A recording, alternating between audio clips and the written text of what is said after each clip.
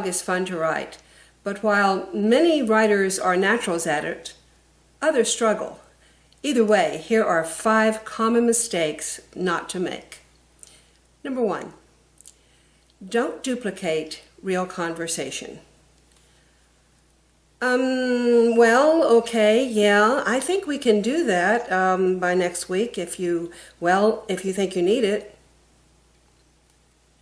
Yes, that's how we sound sometimes, but real conversation is not dialogue.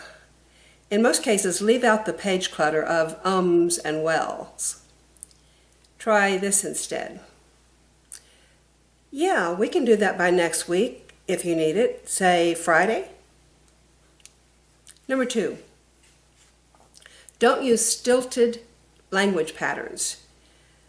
Please come into the dining room, John. It is time for lunch. Instead, come on in, John, lunchtime.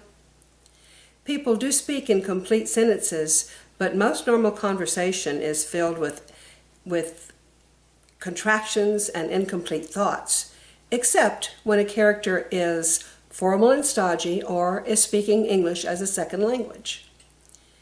Number 3, don't use too many direct attributions. Where are we going? Bill asked. To the drugstore, Annie answered. What do we need this time? Bill asked. Try substituting an action. Where are we going? Bill followed Annie out the door. She straightened his collar. To the drugstore. 4, don't use names often within dialogue. Annie, where are we going? To the drugstore, Bill. What do we need this time, Annie? Think about it. In daily conversation, how often do you actually use a person's name? 5, don't grope to find synonyms for said.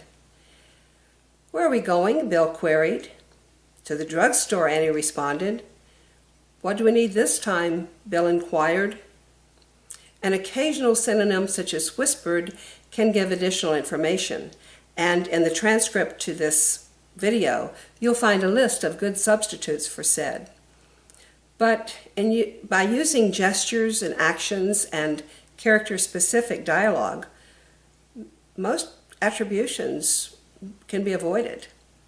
An exception to each of these 5 don'ts is when you want to make a particular character's dialogue unique.